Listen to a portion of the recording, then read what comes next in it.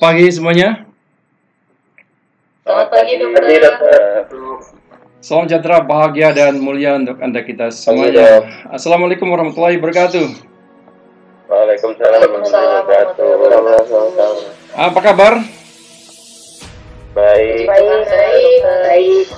Luar biasa, fantastis, dahsyat, guys. Luar biasa, fantastis, dahsyat. Boleh aplausnya ini. Saya akan identifikasi orang yang luar biasa, fantastis, dahsyat ini tadi. Nanti boleh kenalan dulu, langsung memperkenalkan diri di chatting. Namanya siapa? NIM-nya berapa? Saya berikan apresiasi yang pertama. Sungguhlah beruntung saya berjumpa lagi dengan orang-orang yang fantastis, hebat, luar biasa dari Universitas Airlangga, Fakultas Kedokteran, di program pendidikan dokter spesialis.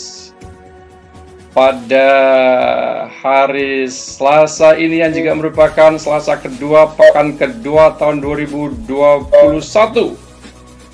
di bulan Januari. Saya sungguh beruntung ketemu dengan orang-orang yang luar biasa tadi itu dalam keadaan sehat. Yang berarti bahwa yang di beberapa doa Anda kita semuanya juga telah dikabulkan oleh Tuhan Yang Maha Esa, Allah Subhanahu wa taala, yaitu doa tentang kesehatan.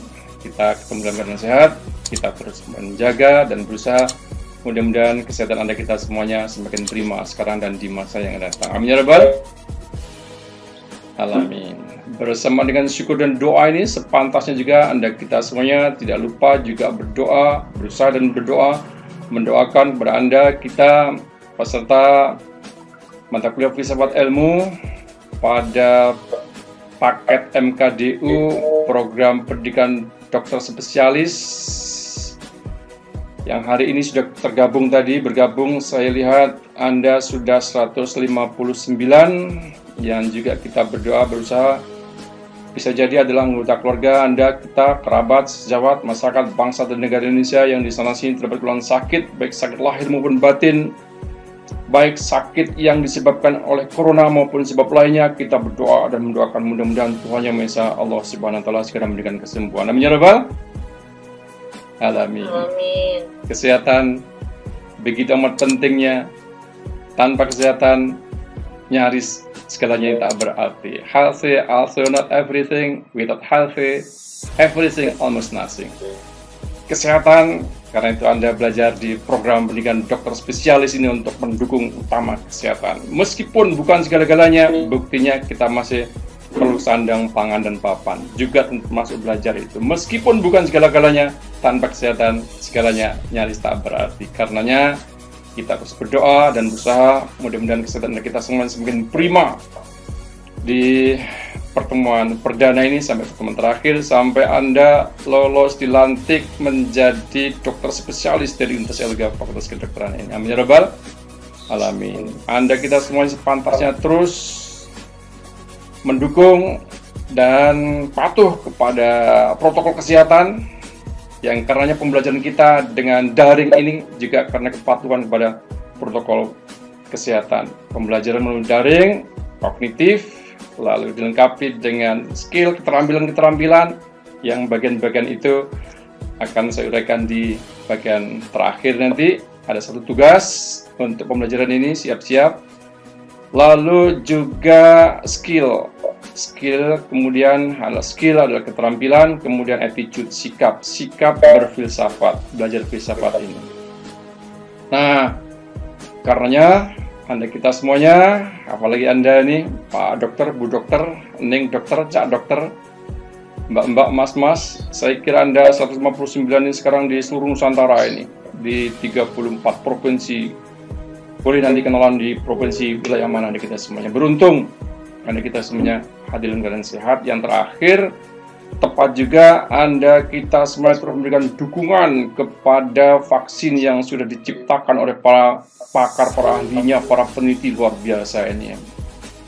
Diberikan tantangan coronavirus disease 19, lalu ilmu pengetahuan teknologi ahli-ahlinya di laboratorium sangat luar biasa menciptakan vaksin. Sebagian sudah beredar, tersedia di tanah air, baik yang impor maupun yang diproduksi dalam negeri oleh Bio Farma. Nah, Anda kita semuanya sedang ngantri ini untuk mendapatkan vaksinasi untuk imunitas daya tahan tubuh yang semakin tinggi. Nah, berpikir positif dalam pembelajaran kita ini adalah bagian untuk memantapkan daya imunitas Anda kita semuanya. Baik, mari mahasiswa yang hormati muliakan, perkenankan saya terlebih dahulu mengantarkan pembelajaran ini dengan bersyukur tadi dan berdoa. Yang nomor 2 adalah pernyataan ucapan selamat kepada Anda. Anda ini adalah Pak Dokter, Bu Dokter, Ning, Mas, Cak, ini yang luar biasa, yang beruntung, karena jawaban Anda ini tepat. Apa kabar? Luar biasa, fantastis, apalagi tadi itu. Boleh saya tirukan, silakan di chat Anda ini. Luar biasa Anda. Saya sungguh beruntung ketemu dengan Anda ini. Perkenankan saya memberikan selamat, predikat untuk menjadi peserta program pendidikan dokter spesialis itu impian sungguh diimpi-impikan. Bisa jadi adalah Anda sejak S1 kemarin. Saya juga ngajar di S1, lalu saya cek and recheck. Semangatnya adalah setelah S1 ini selesai, maka Anda melanjutkan di spesialis tertentu. Sudah saya identifikasi, berarti di antara Anda yang waktu itu dengan saya, Anda sudah berhasil. Pada awal 2021 ini, Anda sukses menjadi peserta program pendidikan dokter spesialis di Universitas Erlangga Fakultas Kedokteran. Perkenalkan, menyampaikan selamat kepada Anda. Anda adalah orang yang paling beruntung di dunia ini, karenanya keberuntungan ini kita maksimalkan dan optimalkan. Pada tahap blok hari Selasa ini pertemuan kedua, setelah pertama kemarin diberikan pengantar oleh PJMK, penanggung jawab mata kuliah, dokter. Ya. Maka pada hari Selasa ini hari kedua, pada pertemuan ketiga dan 4, V3 dan 4, Anda kita semuanya ketemu dengan terjadwal terstruktur. Saya mendampingi Anda untuk membahas mata kuliah filsafat ilmu ini dengan topik sejarah dan perkembangan ilmu pengetahuan. Kita akan menuju ke sana. Lalu setelah menyampaikan banyak hal tadi, maka saya masuk saja untuk melihat gempita Anda, semangat Anda. Tadi ya, saya tanya pertama kali, apa kabar? Luar biasa. Saya lihat nanti chatnya lengkapnya apa itu. Fantastik. Iya, betul ini. Nah, karenanya, maka karena fantastis Anda itu, Anda kita semua adalah bagian dari Sivitas Akademika Universitas Erlangga yang kata penyemangatnya adalah excellent with morality. Bagian dari filsafat itu. Saya juga tadi berfilsafat tentang kesehatan, itu adalah filsafat itu. Temuan filsafat. Dalam konteks apa filsafat itu kita akan ikuti setelah yang satu ini.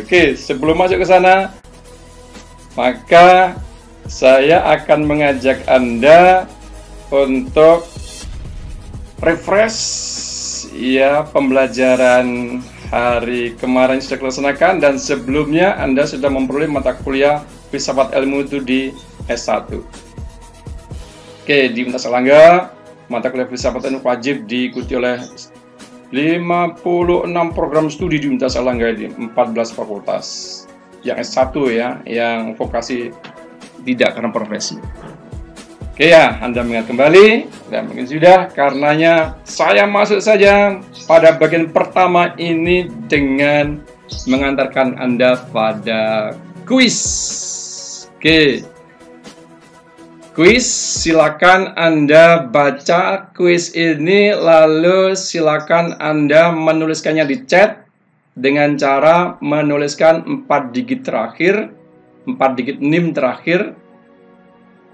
Supaya langsung kenalan spesialis apa, lalu Anda menjawabnya ini. Saya refresh Anda perdana ini dengan mengajak untuk merefresh Anda sekarang mengikuti mata kuliah filsafat ilmu. Pertanyaannya, kuisnya ikuti setelah yang satu ini. Kuis hari ini yang pertama, saya ketemu dengan Anda langsung kuis. Nah, sudah diikuti di sana? Kuisnya adalah, mengapa Anda sekarang ini mengambil kuliah atau mata kuliah filsafat ilmu? Wah, boleh jawabnya ini. Ini bagian dari filsafat ini. Oke, silakan di chat di sana. Mengapa Anda mengambil sekarang ini, pekan ini, mengambil atau mengikuti kuliah, mata kuliah filsafat ilmu yang hari ini adalah hari kedua. Filsafat ilmu kodenya 3 dan 4. Jadi jam 9.30 sampai jam 11.30. 2 kali 60 menit pembelajaran kita ini. Oke. Jadi silakan chat, nanti akan saya baca di sana sambil tersenyum boleh Anda membahasnya di sana. Saya kembali ke chatting Anda. Siapa di antara Anda yang responsif, antusias tadi, luar biasa tadi, fantastik tadi. Saya masuk saja kepada Anda di chatting. Mudah-mudahan sudah ada yang masuk ini chattingnya nih. Luar biasa, dapat 6 orang ini, luar biasa. Ini yang memberikan selamat tadi belum itu, salam luar biasa, fantastik. Apalagi tadi itu ada 4 kata tadi saya ingat. Untuk melatih berpikir secara mendalam dan kritis. Wah, ini Jovana. Oke, luar biasa. Untuk melatih berpikir secara mendalam dan kritis, luar biasa. Oke ya, luar biasa ini. Jadi semangat Anda hadir pada mata kuliah filsafat ilmu adalah untuk meningkatkan kemampuan daya berpikir, kemampuan berpikir, nalar ini, reason ini. Dengan kata lain, logika secara mendalam dan kritis. Critical thinking, luar biasa ini. Jadi semangat Anda yang luar biasa tadi terekspresikan dalam tulisan Anda ini. Oke, terima kasih. Johanna mana? Johanna ini yang mana nih? Boleh tangan di atas, kira-kira di slide pertama nggak ini? Oke, saya lanjutkan. Karena filsafat ini dari Deviana. Karena filsafat ilmu adalah dasar dari semua ilmu, penting untuk perkembangan ilmu pengetahuan. Luar biasa ini. Jadi perkembangan pengetahuan antara lain spesialis yang Anda pilih dan Anda beruntung diterima ini. Ya, mengembangkan itu dasar dari semua ilmu. Oke, dasar, basic, fondasi, akar. Kalau ibarat gedung itu fondasi, kalau ibaratnya pohon itulah akar. Nah, oke, terima kasih Deviana, sambil kontak ini ketemu. Prodi IKPR, boleh dibantu IKPR, ilmu kedokteran, FR, oke, saya masih belajar konsep-konsep ini. Saya mengikuti kuliah, ini Putri Ayu ya, saya mengikuti kuliah filsafat ilmu karena merupakan salah satu mata kuliah wajib MKDU. Nah, ini keren ini. Ini jujur ini. Excellent morality ini, good moral ini, jujur ini. Saya suka yang jujur-jujur ini. Karena merupakan salah satu mata kuliah wajib dalam MKDU. Nah, kalau nggak wajib nggak ngikutin. Mana ini Putri Ayu ini di slide pertama nggak kira-kira ini? Nah, saya akan garis bawahi mata kuliah wajib. Oke, slide yang terbatas, maka saya sampaikan berikut ini. IPD dari Bruri Rosali. Ini saudaranya Bruri Pisulima ya ini ya, keponakan-keponakan misalnya ya. Kok slide-nya hilang? Emang nggak pakai slide? Oh, masih. Oke, lanjut ya. Ini dari Bruri, IPD, oke, belum ilmu Ilmu apa P? Oke. Agar dapat memanfaatkan secara maksimal semua ilmu yang akan didapat selama pembelajaran PPDS ini. Oke. Lalu Muhammad siapa ini? 326302 ini filsafat ilmu termasuk dalam mata kuliah dalam MKDU, dengan kata lain wajib. Nah, saya suka jawaban ini. Jadi, pertanyaan tersebut saya kembali kepada slide. Ya, pertanyaan tersebut antara lain adalah jawaban Anda ini. Mengapa Anda mengambil mata kuliah filsafat ilmu? Alasannya apa? Karena wajib. Coba nggak wajib? Nah, pertanyaan kemudian adalah, ya, mengapa MKDU itu mewajibkan mata kuliah filsafat ilmu? Sesuatu yang diwajibkan itu pasti, pasti terdapat signifikansi yang sangat tinggi. Kalau tidak akan disertakan itu. Nah, karena itu pada mata kuliah filsafat ilmu itu Anda harus menemukan mengapa diwajibkan ini. Karena ada sesuatu di sana.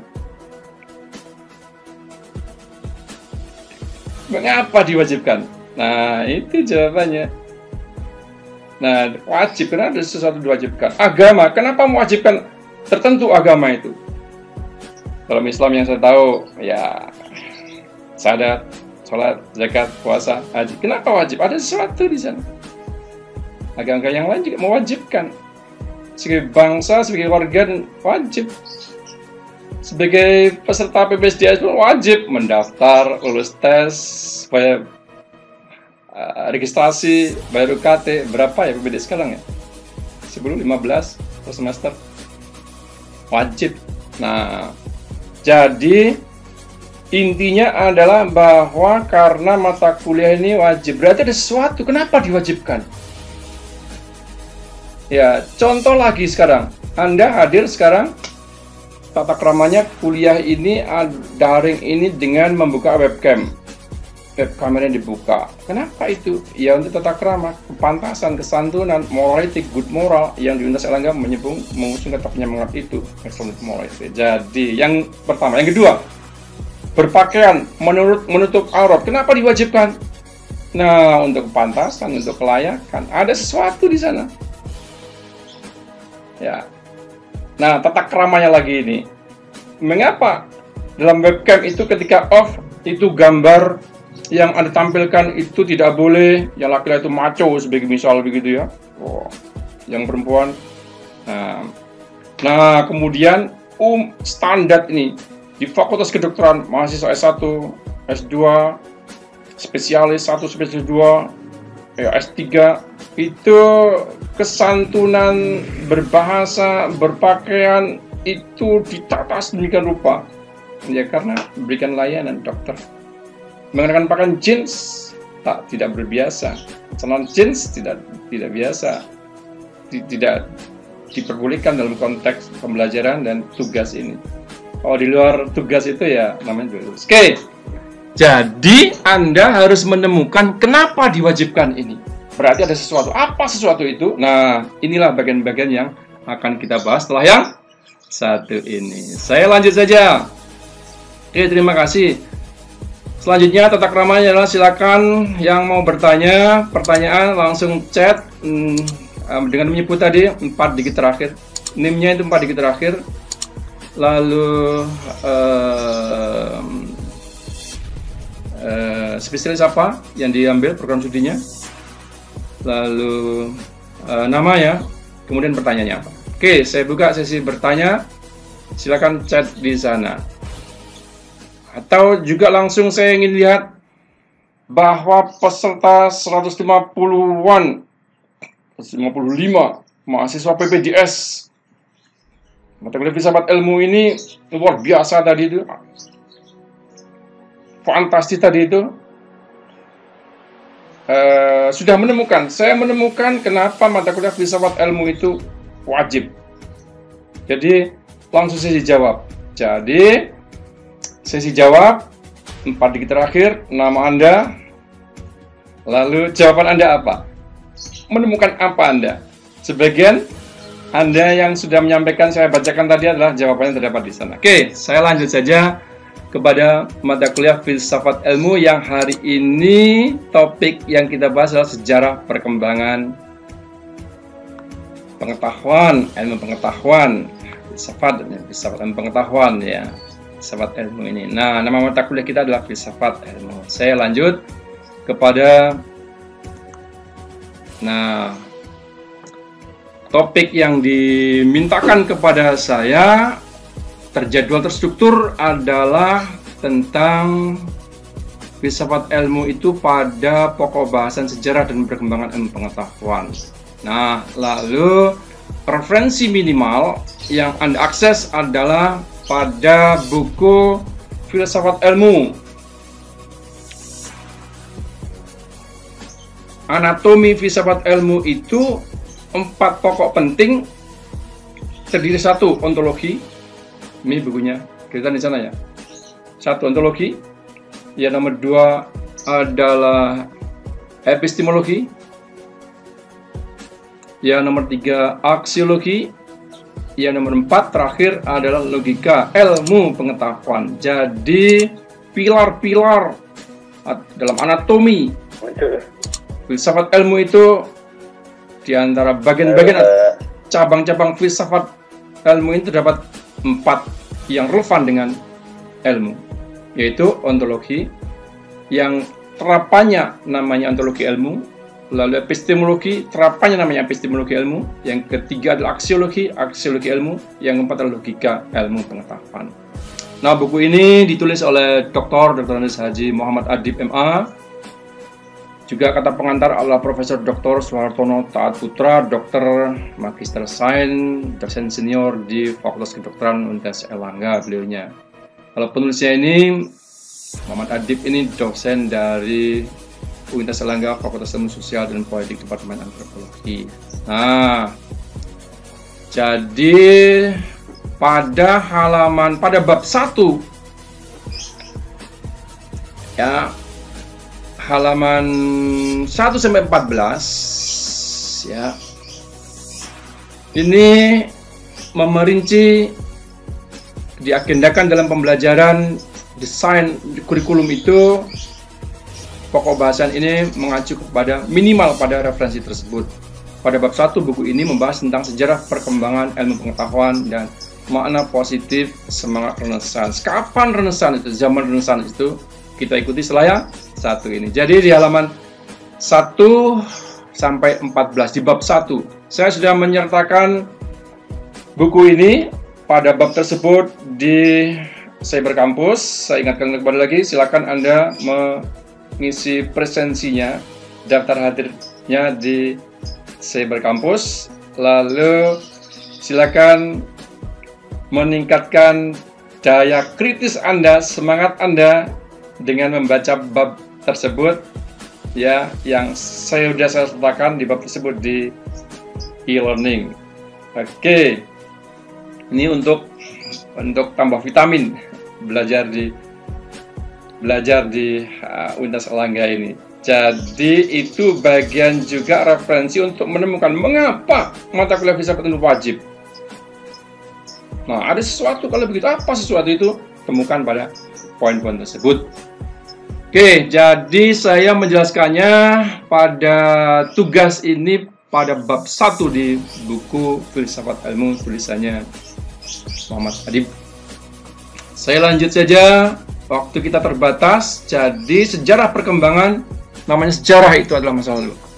Saya lanjut saja kepada pembahasan berikutnya tentang filsafat ilmu, sejarah dan perkembangan ilmu pengetahuan. Oke, sejarah ilmu pengetahuan. Oke ya, ini resume, rangkumannya. Sejarah itu sesuatu yang sekali saja terjadi dalam masa lalu. Einmalig dalam bahasa Jermannya. Sekali saja terjadi, lalu menjadi maju perkembangan pesat menjadi peradaban. Nah, sejarah ilmu pengetahuan ini basisnya adalah bahwa pemikiran Anda berpikir tadi itu menambah daya pikir yang mendasar tadi ya. Pemikiran filsafat itu berelasi dengan lingkungan. Jadi lingkungan musim hujan misalnya sekarang ya, lingkungannya di hutan, lingkungannya di laut, lingkungannya. Nah, kalau begitu apa sesungguhnya relasinya ini akan sudah ketangkap? Maknanya adalah bahwa lingkungan geografis itu berarti kepada alam. Itulah munculnya namanya filsafat alam. Akan kita ikuti corak pemikiran pada periode apa, pada zaman apa. Orientasi keseluruhan pemikiran filsafat itu berpusat kepada alam. Yang namanya kosmosentris. Jadi kosmos, sentris pada kosmos, perhatian pemikiran, penelitian. Ya, kira-kira kalau sekarang ya tesis Anda lah, tugas akhir Anda kepada kosmos, kepada universe, kepada alam semesta ini. Oke, dipengaruhi lingkungan. Nah, lingkungan zaman sekarang, ini tugas Anda terakhir, di bagian terakhir nanti. Lingkungan zaman sekarang ini kita semuanya, dunia ini sedang dihadapkan kepada pandemi COVID-19. Lalu ini sudah menjelang bulan ke-11, bulan 12, ini Januari, Februari, Maret sudah menjelang ke-12, 1 tahun. Karena itu ditantang untuk menemukan penemu yang namanya vaksin itu. Nah, karenanya zaman vaksin sekarang. Vaksin menciptakan, meyakinkan ini sudah lolos uji sampai klinis dan layak untuk divaksinkan kepada orang. Oke, jadi dipengaruhi oleh lingkungan. Karena itu, saya mengajak kepada Anda berpikir kritis itu, gunakan filsafat, ciri-ciri berpikir filsafat. Kita ikut setelah yang satu ini, dengan merelasi dengan lingkungan. Jadi dengan vaksin, penyediaan vaksin, menciptakan vaksin, meyakinkan bahwa vaksin itu adalah resep akademis yang utama. Nah, zamannya di lingkungan. Oke, berelasi. Karena itu, saya ajak pertemuan pertama ini untuk merelasi filsafat itu dengan vaksin coronavirus disease 19 ini. Oke ya, Pak. Bagian terakhir nanti peran filsafat di dalam. Oke, topiknya tersedia nanti tugas Anda. Nah, yang nomor 2 adalah pada dasarnya filsafat itu di Barat ya. Pada dasarnya filsafat itu ya karena lingkungan tadi, lingkungan geografis, orang-orang ya itu tumbuh di Barat, di India, Cina, muncul di Barat, di Cina. Ya, filsafat itu adalah bersifat religius asal usulnya. Kenapa religius? Karena manusia berimajinasi. Cek saja zaman peradaban sebelum filsafat namanya mitologi. Setelah ini saya sampaikan kepada Anda pada bagian berikut ini. Itu juga relasi manusia dengan religius, dengan Tuhan matahari kan, Tuhan bumi, Tuhan berrelasi dengan, karena luar biasa imajin manusia. Oke, khusus di Yunani ini peradaban manusia, yang manusia itu berrelasi dengan lingkungan, itu menghadirkan narasi-narasi bersifat mitos, mitologi mitos. Lalu di India itu ajaran-ajaran keagamaan Veda, Hindu, Cina itu Confucius, tokoh-tokoh Konghucu ya. Ajaran-ajaran kearifan, kebijaksanaan itu dasar dari pengertian filsafat. Nah, untuk di Barat ini juga di Yunani usulnya, maka filsafat itu adalah mendemitologi, mendekonstruksi mitos diganti menjadi rasio. Itu lahirnya filsafat di Yunani kuno itu pada 626 Masehi oleh Thales. Urainya akan saya sampaikan.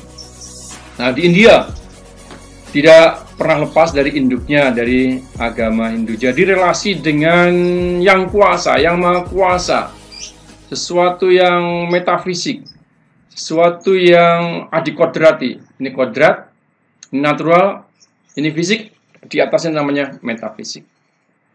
Itu juga yang Universitas Erlangga itu mengusung kata penyemangat 1 tahun 2 tahun terakhir itu adalah unar hebat. Hebat itu pada T yang terakhir, setelah H itu humble, rendah hati, H itu honesty, E itu excellent, cerdas, honesty itu jujur, lalu B itu brave, berani, E agile, tangkas, T itu transcendent. Berarti bahwa Universitas Erlangga mengusung kata penyemangatnya mendasari sebagai derivasi dari excellent morality itu adalah juga berinduk kepada Tuhan ini, berrelasi dengan Tuhan.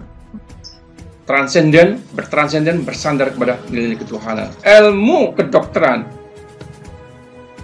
Lalu juga spesialis yang dikembangkan juga bersandar kepada Tuhan. Ya, janji sumpah Anda, sumpah dokter itu, sumpah jabatan juga kepada Tuhan. Nah, pembagian periodisasi filsafat barat, zaman kuno, zaman abad pertengahan, perkembangannya ya, setelah Masehi ini, Masehi kemudian pergantian, kemudian zaman modern, pergantian antara abad pertengahan dan modern namanya Renaissance. Makna positif Renaissance, silakan diakses ini. Kemudian masa kini, modern, masa kini, masa kontemporer. Ini yang secara garis besar perkembangan filsafat, secara perkembangan yang akan saya sampaikan kepada Anda. Lalu pembagian periodisasi filsafat di Cina, zaman kuno, pembaruan, neokonfusianisme, dan modern. Pembagian filosofis, pembagian periodisasi filsafat India, periode Weda, Wiracarita, sutra skolastik. Nah, di Yunani, periodisasi ini adalah sangat penting untuk menjadi acuan hadirnya filsafat ini. Jadi dalam konteks sejarah keseluruhan overall ini, maka filsafat dalam konteks ini adalah filsafat barat. Nah, sinopsisnya kalau begitu, pembelajaran kita ini akan membahas tentang sejarah filsafat barat kalau begitu. Ya, secara khusus di sana-sini akan saya uraikan sebagai catatan untuk non-barat. Ya, tengah, timur tengah, atau timur dekat, timur jauh. Ya, East, Far East, Near East, Middle East, nah West di Barat ini. Bagaimana cara pemikiran peradaban Yunani kuno sampai modern? Bagian-bagian itu adalah berciri pemikiran yang namanya bersifat kosmosentris. Nah, menegaskan lagi yang sudah saya sampaikan tadi sebelumnya bahwa kosmosentris itu center, pusat kepada kosmos, berrelasi dengan kosmos. Karena itu, pertanyaan pertama dan hadirnya filsafat itu adalah arche. Apa zat inti yang tetap tidak berubah, immutable, eksak, pasti, ya merupakan sumber kehidupan yang menghidupi? Wah, itu asal-usul lahirnya filsafat. Berkonsentrasi pada kosmos. Kosmos di semesta alam, juga kosmos dengan empiri di lingkungan kita ini. Oke, itu zaman filsafat Yunani kuno. Saya berlanjut kepada zaman abad pertengahan, ini setelah Masehi sampai abad ke-12, 13. Ciri pemikirannya adalah bercorak teosentris. Jadi S1 Masehi lahirnya Nabi Isa alaihissalam, kemudian 571 lahirnya Nabi Muhammad SAW, jadi bersifat agama. Saya mengantarkan kepada Anda dalam konteks ini hadirnya filsafat dengan ciri-ciri pemikirannya itu, maka ia digunakan untuk memperteguh, memberikan dasar-dasar keyakinan, keimanan yang semakin tinggi pada agama. Itu di abad pertengahan. Jadi fungsi filsafat di abad pertengahan. Lalu pada zaman modern ini, ciri pemikirannya adalah bercorak antroposentrisme. Berbeda dengan kosmosentrisme yang berpusat kepada arche, zat-zat inti. Bagian-bagian akan juga kita bahas, mudah-mudahan bersempatan. Pada zaman abad pertengahan, the medieval, itu adalah teosentrisme, sehingga negara itu ada teokrasi, pemerintahan dari Tuhan, oleh Tuhan, untuk Tuhan, dilakukan oleh wakil Tuhan, ya berupa raja, lalu pemimpin agama. Nah, itu teosentrisme peradaban abad pertengahan. Nah, pada abad modern, jadi setelah itu didekonstruksi oleh direformasi yang namanya Renaissance, maka hadirlah zaman modern yang juga diinspirasi oleh gaya pemikiran bebas Yunani. Ciri-ciri berpikir bebas Yunani digunakan. Karena itu, pada zaman modern ini, pemikiran berpusat bukan lagi kepada alam, bukan kepada Tuhan, itu di luar manusia, maka kembali kepada manusia. Namanya adalah antroposentrisme. Berpusat, bersentris pada manusia. Siapa manusia itu? Anda, kita sendiri. Nah, pada zaman manusia secara keseluruhan itu, karena hampir semuanya bidang ilmu, program studi, fakultas-fakultas itu yang dibahas adalah manusia ini dari berbagai dimensinya. Fakultas hukum membahas manusia, isu hukum. Politik, kekuasaan. Politik sosial, interaksi. Antropologi, culture, kebudayaan. Ekonomi, memenuhi kebutuhan manusia. Pembangunan manusia. Jadi berpusat pada manusia, untuk manusia. Dari manusia, oleh manusia, untuk manusia. Nah, vaksin COVID-19 juga untuk manusia. Eksplorasi kepada lingkungan kosmos, alam, tumbuh-tumbuhan, binatang, kewan, untuk maksimalisasi kesejahteraan manusia. Itu antroposentrisme, ciri-ciri pemikiran filsafat zaman peradaban modern. Nah, bagaimana dengan zaman kontemporer ini? Nah, saatnya Anda ini di zaman kontemporer, periodisasinya seabad ke-18, 19 itu ya. 20 adalah pemikiran logosentrisme, berpusat pada logos, pengetahuan. Anda tadi itu dari kritis tadi, berarti critical thinking. Nah, ini yang terus kita tingkatkan, kita proving untuk menjadi bagian dari mahasiswa program pendidikan dokter spesialis ini. Oke, itu sinopsisnya pembelajaran kita hari ini. Saya akan melanjutkan kepada poin-poin tersebut. Nah, garis besarnya, kalau begitu, saya lanjut saja. Garis besarnya, kalau begitu adalah ini timetable-nya ini, besarnya ini ya. Pada abad Yunani kuno 6 sebelum Masehi itu zamannya mitos, mitologi. Jadi saya akan simpulkan pada tabel diagram ini, sesungguhnya garis besar sejarah perkembangan pengetahuan dan ilmu pengetahuan itu pada bagian-bagian berikut ini. Jadi 6 sebelum Masehi, 562 sebelum Masehi itu sampai sana ya. Sampai 3 Masehi itu zaman mitos. Jadi mitologi. Zaman mitos. Kemudian mitologi jadi mitos.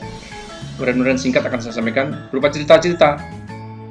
Penciptaan alam semesta, penciptaan manusia, penciptaan itu. Ilmu pengetahuan cukup pada peradaban waktu itu, namanya mitos. Ilmunya namanya mitologi, ilmu tentang mitos-mitos. Di dunia ilmu pengetahuan juga dipelajari, nama mata kuliah itu adalah cerita-cerita ya, folklore. Jadi berasal dari empiris, cerita-cerita. Bisa juga itu adalah cerita-cerita tentang kesehatan, tentang penyembuhan dan seterusnya itu. Nah, jadi dikonstruksi dari mitos itu menjadi logos. Logos itu menjadi pengetahuan. Jadi pengetahuan rasional. Filsafat itulah pengetahuan rasional ini. Logos, rasional ya, logis. Tidak hanya common sense itu pada zaman mitos. Nah, saya lanjut saja saya uraikan singkat saja ini, itu pada filsafat ya. Kemudian tadi intinya abad pertengahan 6 Masehi sampai abad ke-14 Masehi itu Ancilla Theologia. Jadi lahirnya agama itu kuat menyatu dengan kekuasaan politik, bersatulah di Eropa itu, Roma itu, Katolik Roma itu ya, raja dan gereja jadi satu. Karenanya teokrasinya, pemerintahan dari Tuhan dalam praktek telah dilaksanakan di sana. Kota Roma itu terkecil di dunia dan ya masih sampai sekarang ya. Oke, abad Renaissance, abad ke-14-15 itu relasi agama dikonstruksi, dibongkar, lalu filsafat digunakan untuk lahirnya pengetahuan baru, ilmu baru, cabang-cabang baru. Lalu abad 18 itu abad Klarung, jadi abad modern ini. Abad Klarung garis besarnya ya. Nah, kemudian rasional ini yang kembali kepada antroposentrisme tadi. Antroposentrisme berpusat pada manusia, rasio manusia ini yang dipandang layak untuk memberikan solusi atas problem-problem yang terjadi di lingkungannya. Rasionalisme, empirisme, kritisisme, idealisme, positivisme, ya luar biasa ini. Nah, hadirnya ilmu baru sebagai cabang atau bagian dari filsafat yang Anda menyebutnya dasar. Filsafat itu dasar dari ilmu. Ya, landasan dari ilmu, induknya ilmu, scientia scientiarum, bundanya ilmu. Oke ya. Oke, cabang-cabang ilmu yang semakin banyak ya, ilmu kealaman, biologi, ilmu sosial, sosiologi menjadi eksak oleh positivisme abad 19. Nah, abad 20 inilah. Dan abad 21 Anda kita ini adalah abad kontemporer, fenomenologi, strukturalisme, neopositivisme, faktor-faktor heuristik, jadi kesadaran manusia. Nah, jadi filsafat menjadi dasar bagi hadirnya ilmu pengetahuan, ilmu-ilmu baru, cabang-cabang baru, disiplin baru, biologi, astronomi, matematika, fisika, kimia, sosiologi, kontemporer. Ya, namanya kontemporer sekarang. Saya ingin menyampaikan kepada Anda pada bagian ini bahwa dengan demikian kesimpulannya sudah saya sebutkan di sana bahwa yang namanya ilmu, mata kuliah ini namanya filsafat ilmu, namanya ilmu pada peradaban masa lalu itu ya disebut sebagai agama dalam konteksnya. Sains waktu itu, teosentrisme itu adalah namanya sains, namanya ya agama, teologi itu agama ya, peradaban agama. Nah, ya namanya sains, ilmu itu pada masa peradabannya sesuai dengan kemampuan kapasitas peradaban manusia, namanya agama pada abad tengah. Nah, pada abad Yunani kuno namanya ilmu adalah filsafat ini. Jadi yang Anda sebut ilmu sekarang itu adalah pada peradaban zamannya ya filsafat itu. Ya itu waktu itu. Meskipun demikian bagian-bagian poinnya sudah menjadi referensi, temuan-temuan baru itu bagian dari ilmu yang di abad kontemporer ini. Oke. Nah, apa kalau begitu pada peradaban ilmu sekarang namanya logosentris itu ya. Ilmu ini maka agama hilang. Ya, agama itu hilang atau juga mitos hilang. Nah, masih saja kan ini bagian dari peradaban manusia, tahapan manusia ini, ya. Lalu manusia, ya, karenanya tingkat pengetahuannya juga bertahap-tahap berbeda-beda. Kota, desa, di Pulau Jawa, luar Jawa, dan seterusnya itu misalnya itu ya lokasi. Maka masih juga bagian tak terpisahkan tentang agama ini, kemudian tentang filsafat, tentang mitologis. Nah, cek saja. Saya mengajak kepada Anda untuk mengilustrasi dari bagian keseluruhan ini untuk melihat bahwa sampai sekarang pun namanya mitos, mitologi, mitos, cerita-cerita, folklore itu adalah bagian tak terpisahkan dengan abad kontemporer ilmu modern, termasuk di spesialis Anda. Saya mengajak Anda, oke ya, sudah, saya mengajak Anda memberikan ilustrasi. Jadi variasi pembelajaran ini dengan menyimak dengan menyimak ini tidak bisa bir ini ya. Makanya klik ini. Oke, ini kalau higher saya menghadirkan ini. Oke, sudah ini ya. Oke, saya menyimak kepada Anda bahwa tema-tema tentang mitos atau fakta-fakta ilmiah masih juga aktual. Karena itu merupakan inspirasi bagi Anda. Karena saya perlu angkat kepada Anda ini sebagai bagian tak terpisahkan dari perkembangan ilmu pengetahuan, filsafat dan pengetahuan. Oke, silakan menyimak ya. Mudah-mudahan.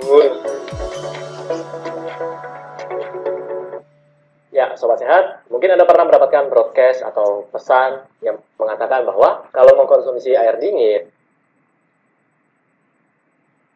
atau minum air dingin setelah makan dapat menyebabkan kanker. Nah, apakah hal itu benar? Jadi, saya mau jelaskan dulu seperti ini. Dari pesan tersebut mengatakan bahwa ketika kita habis makan, kita mengkonsumsi atau minum air dingin, akhirnya lemak tersebut yang kita makan tadi, karena dengan suhu dingin, akan mengeras dan melapisi dinding usus. Dan akhirnya lama-kelamaan menjadi tebal dan menyebabkan kanker. Dan di sini saya akan membahas bahwa hal itu adalah mitos. Ya, jadi tidak benar. Karena minuman yang kita makan dalam kondisi dingin sekalipun, ketika masuk di dalam tubuh, tubuh akan berusaha untuk menetralkan suhunya. Jadi akan disesuaikan dengan suhu tubuh. Jadi kalau kita meminumnya dalam jumlah banyak, mungkin akan mengganggu pencernaan kita. Tapi kalau sampai menyebabkan kanker, melapisi usus lemaknya, hal itu tidak benar. Dan sampai sekarang juga belum ada penelitian yang mengatakan bahwa mengkonsumsi air dingin dapat menyebabkan kanker. Oke?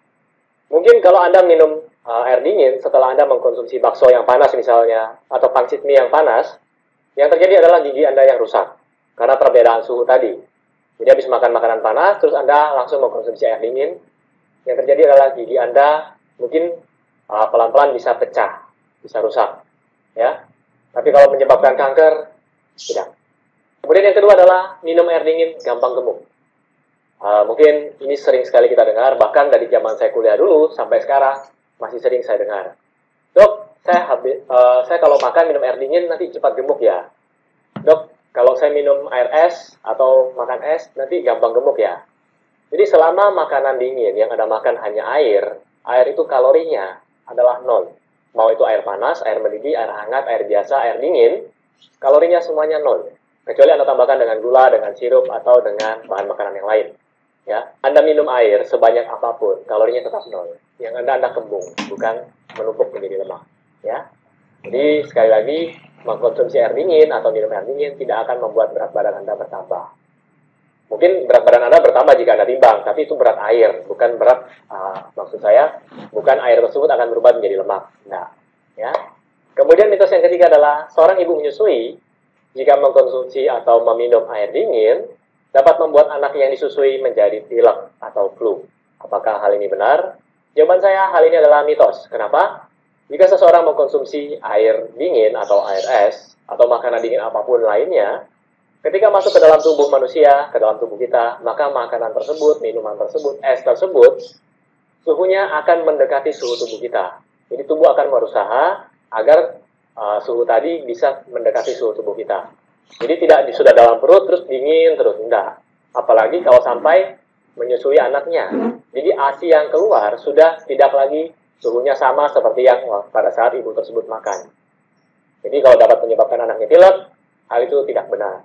Ya, mungkin kalau ibunya pilek bisa menulari anaknya, kalau itu benar. Tapi kalau karena air dingin atau air es yang ibu tersebut minum, tidak dapat menulari anaknya, tidak menyebabkan anaknya pilek. Oke Sobat Sehat, kita lanjut ke mitos nomor 4.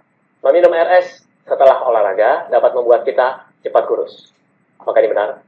Menurut saya ini adalah mitos. Kembali lagi, kalorinya tadi 0, saya sudah bahas di sebelumnya. Kalori air, mau dipanas, dingin, atau suhu apapun itu tetap 0.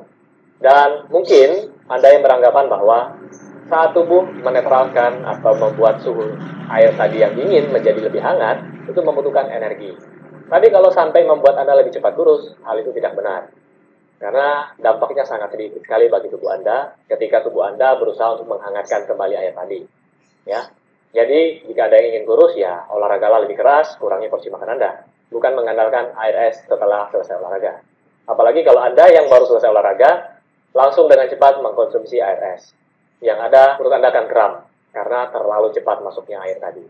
Dan mungkin ada beberapa orang yang sensitif, dalam tanda kutip, kepala mereka akan terasa sakit. Ya, ada yang bilang mengatakan brain freeze dan sebagainya, istilahnya seperti itu. Oke, kemudian kita lanjut ke mitos nomor 5. Ya, ada yang mengatakan bahwa air yang didinginkan atau air es, kumannya akan mati. Apakah hal ini benar? Nah, sebenarnya kuman tersebut tidak akan mati jika didinginkan. Ya, mungkin ada beberapa kuman yang mati, tapi sebagian besar kuman tersebut tidak akan mati. Dan beberapa kuman akan mati pada saat air tersebut didinginkan justru. Ya, tapi apakah semuanya akan mati? Tidak. Kembali lagi, sebaiknya saran saya adalah konsumsilah air yang bersih. Jangan Anda ambil air sembarangan, air ledeng misalnya, atau air got. Anda cuma saring, terus Anda didinginkan. Mungkin menurut Anda setelah didinginkan, bakterinya akan mati. Hal itu adalah keliru. Ya. Nah, Sobat Sehat, itu tadi adalah 5 mitos mengenai minum air dingin. Ya. Jadi bagi Anda yang sering mendapatkan pesan berantai atau broadcast tentang informasi tentang kesehatan, atau apapun itu, ya, sebaiknya Anda baca dulu, pastikan kebenarannya, sebelum Anda broadcast ke teman-teman Anda. Kasihan dong teman-teman Anda yang mau belajar, tiba-tiba Anda kasih berita yang hoax istilahnya, atau mitos. Ya. Oke, sekian informasi yang saya bisa berikan pada video kali ini. Mungkin video ini singkat, tapi saya harap dapat bermanfaat buat Anda semua. Dan saya juga menampilkan 2 video lagi buat Anda semua. Sampai jumpa di video saya selanjutnya. Salam hebat luar biasa. Bahwa yang namanya isu-isu mitos mitologi sekarang itu namanya hoax, berita ya tidak ilmiah lah, tidak berdasar, tidak UNER menyebutnya tidak based on evidence, berbasis pada data, pada ilmu, ya, yang informasi datanya akurat. Nah, itu tradisi ilmiah ya, ilmu, namanya ilmu pengetahuan, sains ini. Oke, jadi isu-isu tentang mitologi, mitos, isu-isu tentang agama, isu-isu tentang itu sepanjang manusia ini selalu menyertainya. Tadi adalah contoh tersebut. Saya lanjutkan saja kepada ini simpulan dan menegaskan dari yang tadi bahwa di zaman Yunani itu hadirnya filsafat, jadi membongkar mitos itu menjadi penjelasan rasional. Ya. Nah, jadi argumen-argumen rasional. Apa saja argumen rasional itu? Karenanya filsafat itu menegaskan lagi merupakan dari bahasa Yunani, filosofi, bahasa Indonesia, falsafah, bahasa Arab. Yunani itu adalah philos dan sophia, senang, bijaksana. Oke, sophia itu bijaksana, senang ya, suka, demen. I love itu philos, love, cinta kepada kebijaksanaan, of wisdom, kebijaksanaan, jadi sophia, jadi cinta kepada kebijaksanaan dan ingin bertemankan kepada kebijaksanaan itu kapanpun dan dimanapun, itu filsafat ya. Karenanya kebijaksanaan antara lain adalah kebenaran, antara lain temuan-temuan Anda, kita semuanya belajar ini adalah concern dan perhatian pada temuan-temuan baru. Bagian-bagian dari pengetahuan filsafat akan saya lanjutkan. Nah, ini inti dari tabel tersebut, bahwa mitologi, dongeng, tahayul, pertanyaan timbul, ingin tahu, demitolegilisasi, dipikirkan secara kritis, logos, hadirnya namanya ilmu. Ilmu itu adalah filsafat dalam konteks waktu itu, sehingga yang namanya filsafat itu adalah ilmu pada zamannya, pada peradabannya. Oke, lanjut saja. Apa karakteristik kalau begitu kefilsafatan ini? Pertanyaan saya di awal tadi yang sudah Anda jawab ini. Jadi lihat di halaman 41, silakan dicek buku lengkapnya. Ya, ciri-ciri karakteristik pemikiran filsafat ini yang sesungguhnya jawaban mengapa mahasiswa S1, mahasiswa S2, mahasiswa S3 di Universitas Airlangga ini dan universitas yang lainnya itu wajib mengambil mata kuliah filsafat ilmu itu, karena ingin mewarisi karakteristik atau ciri-ciri yang menandai pemikiran kefilsafatan itu. Apa saja? Yang pertama adalah pemikiran yang bebas dan sebebas-bebasnya. Nah, ini yang terjadi pada saat Renaissance. Selama medieval abad pertengahan dikungkung oleh dogma ajaran agama, tidak boleh berbeda itu kasus Galileo Galilei ditangkap dan dipenjara, dihukum mati seumur hidup dia. Karena itu the dark age, peradaban gelap, itu adalah dalam konteks ilmu itu tidak bisa berpendapat, tidak menemukan takut, itu ya namanya dark itu. Padahal mataharinya terbitnya dari timur ya, matahari. Dalam konteks ilmu, the dark age, peradaban gelap itu adalah tidak berani orang itu berpendapat, takut kalau ditangkap seperti pendahulu-pendahulunya Galileo Galilei. Jadi pemikiran yang sebebas-bebasnya. Nah, implikasinya penelitian Anda di spesialis ini sebebas-bebas tentang fokus materi yang Anda lakukan, yang Anda pilih. Yang kedua adalah pemikiran yang radikal, yang rasional dan kritis. Anda itu sudah menjawab, memantapkan tradisi pemikiran kritis, critical thinking, dalam menyiapkan profesi spesialis ini. Jadi meningkatkan, memantapkan critical thinking. Apa kalau begitu tidak skeptik? Wah, akan muncul kemudian di sini. Jadi ini yang memang virus-virus pemikiran filsafat ini yang diantaranya signifikan Anda bawa kita maksimalkan untuk pembelajaran di spesialis ini. Pemikiran rasional dan kritis, pemikiran yang esensial, intinya, hakikatnya, inti, core of the core, gitu ya, katanya Pak Andel itu. Apa intinya inti? Oke. Lalu pemikiran yang abstrak, jadi menjangkau ke depan, termasuk spekulatif menjangkau ke depan. Jadi seperti kita ini kan nyaris tidak menduga bila akhir 2019 Desember itu hadir yang dinamakan kemudian namanya virus corona disease ini kan. Tidak menduga, lalu meluluh rantakkan sendi-sendi berbagai kehidupan di dunia ini. Sampai awal 2021 ini kita masih terdampak karenanya pembelajaran kita dengan daring. Masih beruntung kita. Ya, terdapat daring dan internet kita ini tersedia ini. Oke, pemikiran esensial. 4, pemikiran yang abstrak. 5, pemikiran yang radikal. Nah, radikal ini. Jadi, ini virus yang harus kita warisi. Radikal dasar, radik sampai ke akarnya. Ya, ini dalam konteks ilmu wajib kita bersikap radikal dalam konteks ilmu supaya menemukan innovate, temuan-temuan baru. Kalau tidak akan menemukan itu. Karena itu virus-virus ini yang harus kita tularkan kepada sivitas akademika di Universitas Erlangga. Radikal yang tidak boleh adalah radikalisme berbasis sara. Jadi sara antar golongan, suku, menistakan agama, menistakan suku, melecehkan, itu tidak boleh. Radikalisme berbasis sara. Ya, antar etnis, olok-olok, menghujat, itu tidak boleh di Indonesia. Ya, tidak boleh itu radikalisme sara. Radikalisme sara tidak boleh. Radikalisme saru juga nggak boleh itu ya. Lalu yang keenam adalah pemikiran yang holistik menyeluruh. Itu filsafat. Ketujuh, pemikiran yang kontinu, terus menerus berpikir tentang filsafat. Yang ke-8, pemikiran yang inquiry, jadi menemukan, penemu. Jadi ini yang kita warisi. Karenanya wajib bagi mahasiswa mengambil mata kuliah filsafat ilmu. Ini virus ini yang harus kita ambil, kita gunakan untuk menjadi penemu-penemu baru, inquiry. Ke-9, pemikiran yang questioning. Jadi bertanya dan bertanya lagi, menanyakan, memberikan jawaban terus-menerus itu. 10, pemikiran yang analisis dan diskonstruksi. Jadi analisis, dekonstruksi, merekonstruksi lagi.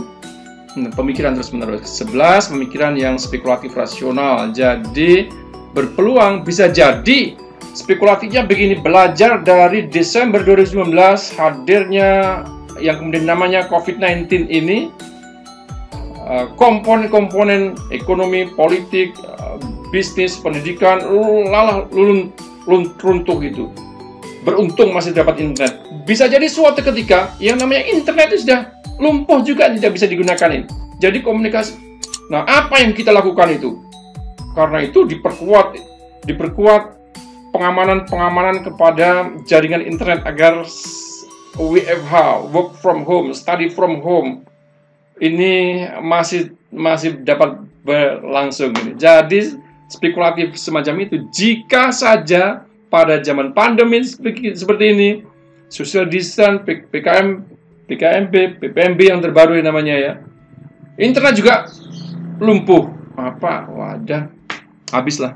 Nah, jadi mungkin juga spekulatif begitu, menjangkau ke depan yang orang-orang sekarang belum memikirkannya. Itu yang dipikirkan oleh para pemikir Yunani seperti Heraklitos, Parmenides dan seterusnya. Yang 12, pemikiran yang inventif, jadi penemu-penemu, inovatif. Ya, itu bagian dari visi di Universitas Erlangga ini. Jadi inovatif, terkemuka, mandiri, pemikiran yang sistematis. Jadi itu ciri-ciri berpikir filsafat. Jawabannya adalah mengapa wajib? Karena ciri-ciri berpikir filsafat ini adalah signifikan untuk ditularkan dan terus kita implementasikan untuk menjadi penemu-penemu di kelas nasional dan internasional. Universitas Erlangga gitu. Itu karakteristik pemikiran kefilsafatan. Karakteristik itu ciri-ciri yang menandai. Kalau ciri-ciri utama yang menandai namanya ciri-ciri utama itu akronim CIUT, ciri utama. Ciri-ciri penting itu CITING. Kalau ciri-ciri pokok itu akronim CIPOK. Oke, kita lanjutkan pada. Nah, ini poin-poin penting hadirnya rekonstruksi atau dekonstruksi. Dibongkar itu zaman mitos-mitos menjadi logos itu filsafat pada zaman Thales ini ya. Jadi Thales itu arche, kealaman. Ini detailnya alam semesta. Jadi Thales itu bapak filsafat sungguhnya yang lahir pertama kali 625 sebelum Masehi. Jadi kira-kira Anda di mana pada tahun 625 sebelum Masehi ini? Sebelum Masehi. Jadi problem signifikan, question, pertanyaan-pertanyaan, konsep tentang perkembangan, evolusi, genesis. Jadi penemu arche, alam semesta ini intinya adalah air. Luar biasa sesungguhnya ini. Pada poin yang pertama ini, yang kedua adalah Pythagoras, yang ketiga Socrates. Yang pertama ini saya perkenankan memberikan uraian sepintas saja ya tentang air ini. Thales ini, oke, perkenankan saya Thales ini kembali kepada Anda tentang Thales. Jadi Yunani kuno, saya kembali Anda di Zoom. Materi wajib mengingatkan pentingnya berpikir kritis, rasional, forensik untuk mengembangkan daya pikir. Oke, Thales ini pada bagian ini saya boleh izin mengapresiasi sebentar saja. Jadi Thales inilah di Barat sebagai bapak pemikir, jadi the foundernya filsafat itu, karena ya di samping-sampingnya tahun-tahunnya juga serupa itu. Thales itu 625 tadi itu sebelum Masehi. Oke.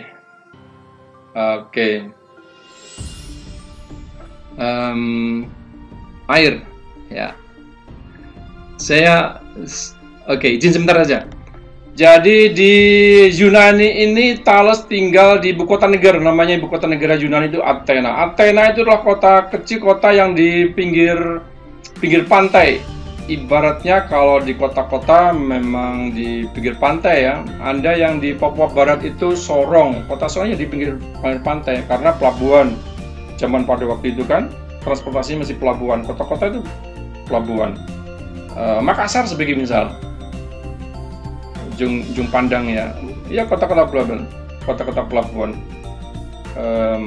Palu sebagai misal, di Sulawesi Tengah ya ibu kota Palu ya pelabuhan. Jawa ini misalnya ya Surabaya kota pelabuhan, Semarang, Jakarta. Pelabuhan. Seperti itulah Athena. Nah di Athena itu Thales tinggal di daerah pantai. Jadi kalau di Surabaya itu ibaratnya lah gambarnya kayak di Kenjeran begitulah ya. Ada yang tahu Kenjeran? Apa yang ia lihat? Nah, saya mengajak kepada Anda tradisi pemikiran yang tidak biasa menerima begitu saja dari common sense mitologi-mitologi.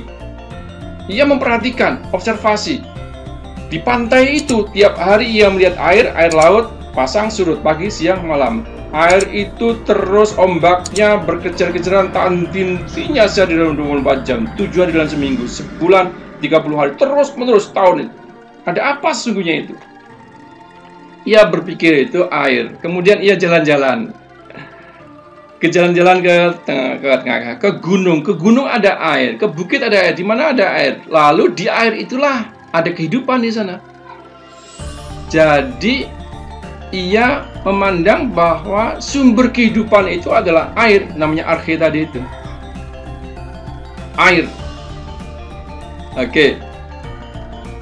Ya. Jadi air. Dalam teori evolusi, Charles Darwin itu ya, evolusi biologi manusia, tumbuh-tumbuhan itu hadir setelah adanya laut, air. Di antara 9 planet di galaksi kita ini, bumi itu adalah tidak terlalu jauh dengan matahari dan terlalu dekat. Karena itu tersedia air di bumi ini. Bumi ini juga 70% terdiri dari air. Ya, sebagaimana tubuh Anda ini 70% itu adalah dari air. Jadi air ini. Nah, pada perkembangan kemudian diketahui, ini bukan mitos ini. Pada perkembangan kemudian diketahui, orang, binatang, tumbuh-tumbuhan, orang Anda ini, pasien Anda, lebih mudah mati kehausan atau kelaparan. Ya, lebih mudah mati kehausan. Nah, itu sebabnya, ini bukan hoax ini, bukan mitologi juga ini. Itu sebabnya saat orang terkena diare, kemudian muntah berak, keluar dari arah atas berupa muntah, keluar dari bawah berupa berak terus menerus. Kalau terlambat mengatasinya, maka terjadi dehidrasi. Artinya apa? Air dalam tubuh dikuras melalui lubang-lubang itu. Nah, kalau terlambat, meskipun Anda infus ini ya, air itu tidak bisa masuk karena sudah terlambat. Namanya dehidrasi. Nah, itulah sebabnya ya, karenanya air. Air itulah sesuatu yang prima, yang pertama. Air itu juga merupakan sumber kehidupan. Nah, jadi itu Thales pada perkembangannya nalarnya rasio. Iya, air itu saat dipanaskan ia menguap, dan saat kumpul menjadi hujan, air juga itu. Saat air itu dalam kondisi di bawah 0 derajat, namanya es. Air juga itu.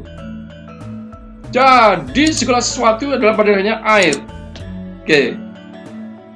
Wah, itu yang membongkar mitologi, mitos itu menjadi dikonstruksi menjadi logos, menjadi filsafat. Itu asal-usulnya filsafat. Nah, beruntunglah jadi air ya bagi Thales tadi itu, arche itu, universe, alam ini, kosmos itu intinya adalah air untuk kehidupan itu. Sumber kehidupan adalah air. Beruntunglah Anda, kita semuanya belajar di universitas namanya Universitas Air.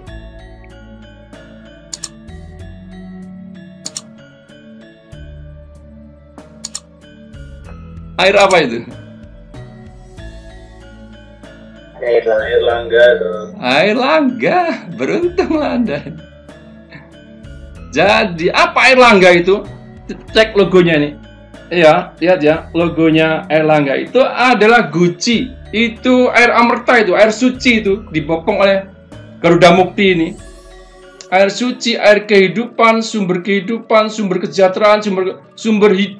Jadi Anda, kita semuanya itu belajar dari archenya Thales tadi itu di Universitas Air Langga itu.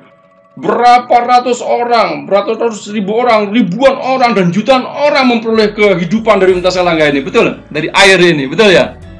Nah, beruntunglah Anda, kita semuanya belajar di Untas, namanya Universitas Air Langga. Air Langga itu air di Longgo, diminum. Jadi minum air amerta, air suci, air kebaikan. Nah, jadi itu bagian dari filsafat itu. Oke. Selamat Anda belajar di Untas Air namanya. Air Langga. Apresiat kepada Anda. Ada yang tersenyum-senyum ini sangat. Oke, saya lanjut saja kepada poin-poin tersebut ya. Silakan cek itu tahunnya, kemudian Thales, Yunani kuno, cek saja. Pitagoras itu tentang dalil-dalil matematika. Jadi penjelasan rasional, matematika, bilangan. Oke, Socrates itu tidak meninggalkan tulisan, meotika, teknik ilmu kebidanan, metode dialektika sudah diantarkan oleh Aristoteles. Itu pada zaman Yunani modern sudah ini 470 ini. Socrates kemudian Aristoteles. Saya masuk saja kepada yang kedua itu Demokritos. Silakan cek saya di sana. Demokritos, Plato, Aristoteles zaman keemasan Yunani itu. Kejayaan itu adalah pada Socrates, Plato, dan Aristoteles. Saya lanjut saja kepada bagian-bagian berikut. Silakan dicek tahunnya di era-era dari mitos ke logos tadi itu. Jadi filsafat itu adalah penjelasan rasional tentang berbagai hal. Tadi contohnya adalah Thales.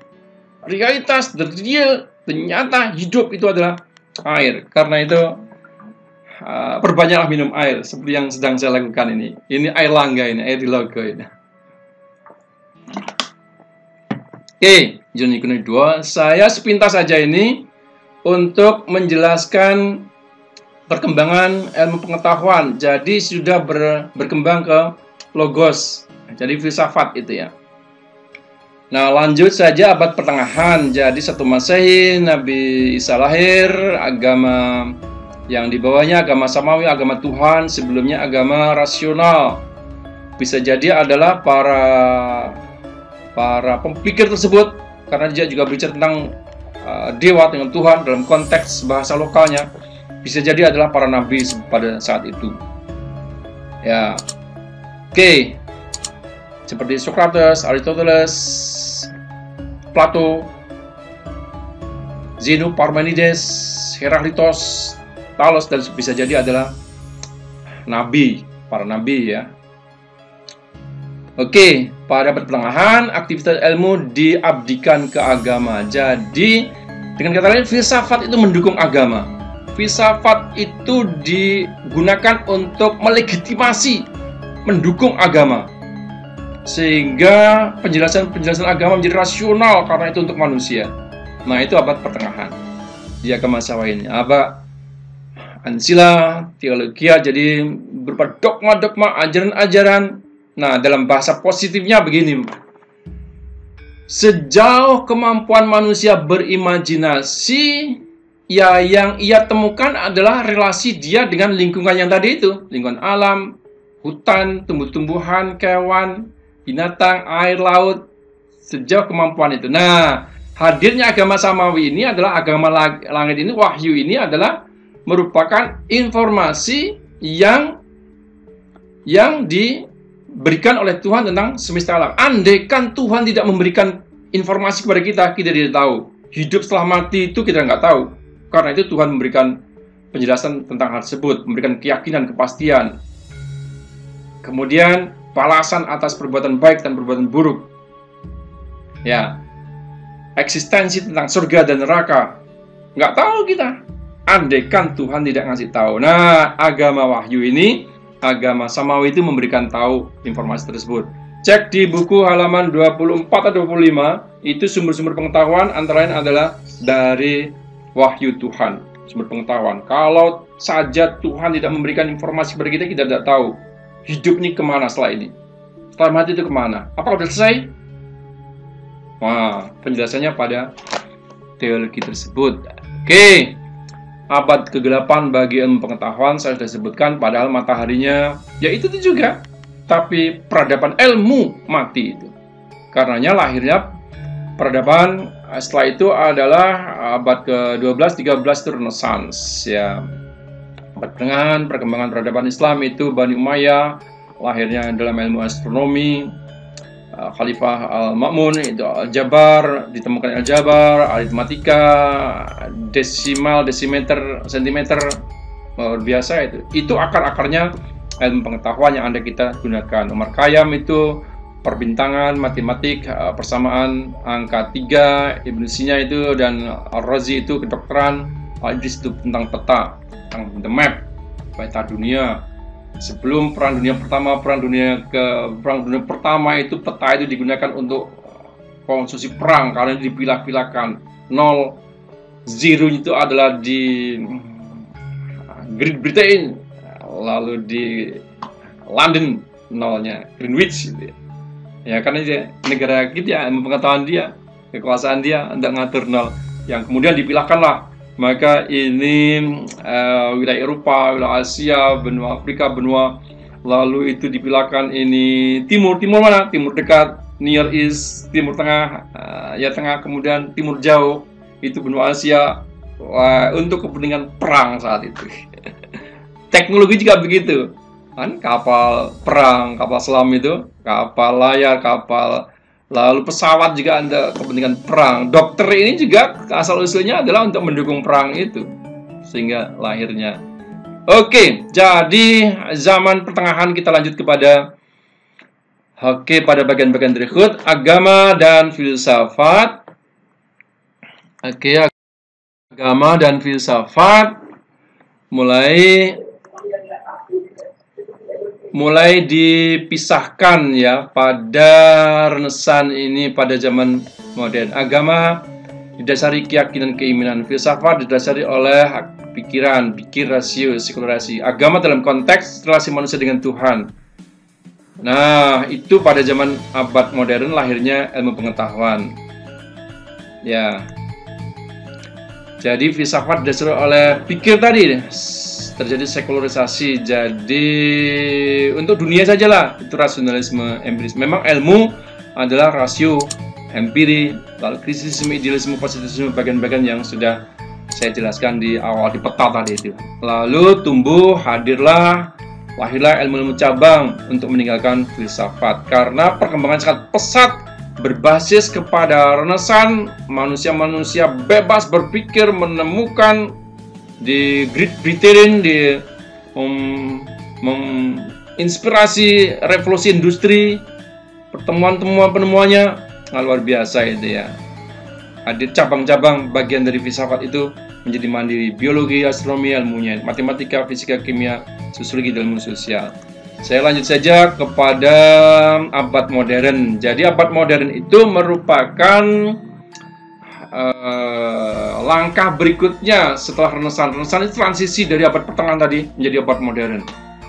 Itu abad 15, 14, 15. Leonardo da Vinci itu merindukan karya-karya bebas seperti ala zaman Yunani. Itu Renaissance. Rinascimento, Rebellion, lahirnya manusia-manusia yang kembali, pikiran bebas, berani, mewabah seperti reformasi, revolusi pemikiran itu. Karena itu negara tidak bisa menghalangi. Calvin antara lain ya, di tradisi agama Kristiani, Calvinisme, kemudian Protestan. Nah, itu bagian-bagian dari pemikiran bebas, ingin membebaskan dari dogma-dogma agama dalam konteks menyatunya agama dengan raja di Roma ya. Leonardo da Vinci, Copernicus, Kepler, Galilei itu. Oke.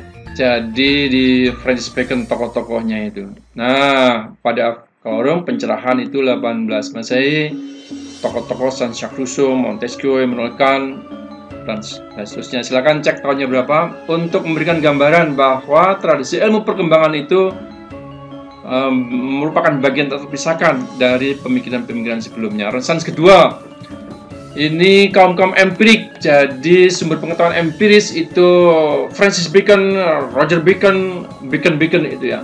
Pengalaman empirik, ilmu pengetahuan namanya science itu empiris. Di dua empiris ini. Spesial ada di dua empiris ini. Copernicus kemudian mengintroduksi penemu sebagai heliocentris dari konsep geosentris, jadi diubah, dibongkar. Nah, pembongkaran penemuan baru itu merupakan virus yang selayaknya kita terus mantapkan untuk mewariskannya. Copernicus Tycho Brahe itu adalah komet lintasan circle, Johannes Kepler itu gerak benda angkasa lintasan elips, Galileo observasi, limitation, prediction, mission pengukuran pengalaman eksperimen. Saya lanjutkan saja perkembangan ilmu pada pertemuan pada bagian tersebut. Lalu saya masuk saja pada bagian penting dari apa sih signifikansinya kita membahas era zaman Renaissance. Silakan baca di halaman 10. Sejarah perkembangan ilmu dan makna positif semangat Renaissance. Nah, karenanya warga Universitas Erlangga yang excellent with morality ini sudah belajar, sudah ngerti, kuliah di Universitas Air, maka pelajaran positif yang dapat kita ambil dari Renaissance, manusia lahir kembali, manusia Renaissance, diharapkan kita semuanya benar-benar Renaissance yang berpikir bebas, berpikir menjadi penemu-penemu, inquiry tadi itu. Apa semangat positif Renaissance? Pertama adalah kebangkitan, bangkit, Universitas bangkit. Lagu selain himne Erlangga itu UNER bangkit. Jadi bangkitlah. Jadi bangkitnya Universitas Erlangga melalui Civitas Academica ini antara lain dengan mata kuliah dasar namanya filsafat, lalu menginsert tradisi pemikiran filsafat yang menjadi penemu-penemu. Jadi mendekonstruksi pemikiran-pemikiran yang sudah berkembang, lalu merekonstruksinya menjadi penemu-penemu yang baru. Jadi mana bangkit ini yang kita warisi. Yang kedua, kembali percaya kepada kekuatan akal, rasio ya. Jadi itu kembalinya tadi itu antroposentrisme. Jadi manusia adalah makhluk yang diciptakan Tuhan, diberikan kewenangan, kemampuan, dengan segenap kemampuannya untuk menyelesaikan masalah-masalah hidup dan kehidupannya, ya, memberikan solusi. Jadi tokohnya René Descartes, abad modern tadi sudah disebut, yang menyatakan bahwa manusia adalah makhluk berpikir, cogito ergo sum, I think, saya berpikir, I thought, therefore I am, karena itu saya ada. Karena itu pemikiran, jadi berbasis pada pemikiran, meningkatkan pemikiran, mengoptimalkan pemikiran, cara berpikir kefilsafatan. Itu makna semangat Renaissance, antara lain belajar dari René Descartes. Ilmu yang keempat, ilmu pengetahuan dengan metode skeptik. Nah, skeptik itu begini, segala sesuatu harus ditolak. Jadi mitos, termasuk ilmiah, mungkin saja mitos. Kita terperangkap pada hoax. Buktinya sebelum Anda adalah mereser lagi berita-berita tersebut, tidak cek and recheck lagi. Nah, kemampuan untuk cek and recheck itu adalah critical thinking. Nah, skeptik itu berarti begini, segala sesuatu dengan pemikiran filsafat ini, segala sesuatu itu semua ditolak, kecuali ada bukti-bukti yang mendasarinya. Nah, based on evidence, ketika sudah terdapat bukti, nggak boleh ngayal tuh. Kecuali dengan argumentasi yang lain, karena itu perlu perspektif. Oke, namanya skeptik itu sekali lagi saya uraikan. Segala sesuatu, baik dalam mitologi, dalam filsafat, dalam agama, dalam ilmu juga ini. Jadi dengan kata lain, peradaban mitologi, peradaban filsafat, peradaban agama, peradaban ilmu, segalanya ditolak kecuali ada bukti-bukti yang meyakinkan.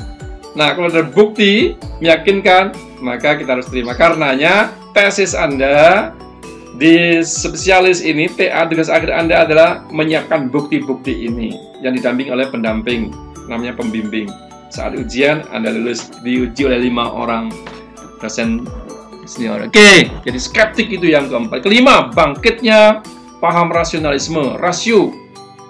Jadi jawaban Anda pas tadi itu meningkatkan kemampuan daya kritis, critical thinking yang kita maksimalkan. Pemikiran yang bebas terhadap agama, bisa jadi jangan terperangkap kepada dogma-dogma. Dogma itu harus dipelajari, apa dibalik itu. Tidak menerima begitu saja. Sebagai contoh adalah geosentrisme saat itu kan. Maka tersebut dalam kitab suci, karenanya akan mengagamakan di alam semesta ini. karena bumi ini adalah pusatnya. Nah, dalam konteks persepsi yang lain ternyata Galilei dan sejumlah tadi saya sebutkan bahwa perspektif yang lain, heliocentrisme itu adalah teori yang juga relevan. Ketujuh, penelitian filsafat alam yang meragukan konsep geocentrisme. Oke, heliocentrisme menjadi temuannya. Nah, mungkin juga terdapat perspektif yang lain. Ya, ketika penemuan planet X itu, mazhab Itali dan temuan heliocentrisme. 9, perkembangan empirisme dan positivisme. 10, lahirnya ilmu pengetahuan. Nah, lahirnya ilmu pengetahuan inilah pada masa rentan menginspirasi reformasi, revolusi ilmu, hadirnya temuan-temuan teknologi, revolusi industri itu adalah di antara aspek positif dari Renaissance, manusia bangkit, manusia yang lahir kembali, bebas menemukan. Itu juga didorong oleh pemerintah Inggris yang memberikan support, dukungan kepada penelitian-penelitian di kampus-kampus yang waktu itu sudah tersedia, para praktisi ya. 10, lahirnya ilmu pengetahuan. 11, filsafat versus ilmu pengetahuan dalam konteks tersebut. Ya, karena dalam konteks pelajarannya pada abad pertengahan itu ternyata lupa filsafat itu mestinya berpikir kritis, mengkritisi segala yang ada, skeptik itu, tapi dia memberikan dukungan. Apa sebabnya? Karena pengaruh politik agama pada abad pertengahan itu. Nah, karenanya sadar kita akan perangkap-perangkap, baik itu mitos, baik itu agama, perangkap-perangkap ilmu juga. Ya, perangkap itu berpikir kritis. Oke, 12, bercerainya dengan filsafat ilmu pengetahuan abad 17 hingga abad 20 ini filsafat ditinggalkan filsafat. Jadi the mother of science itu, bundanya ilmu sudah tinggalkan. Ibarat ayam itu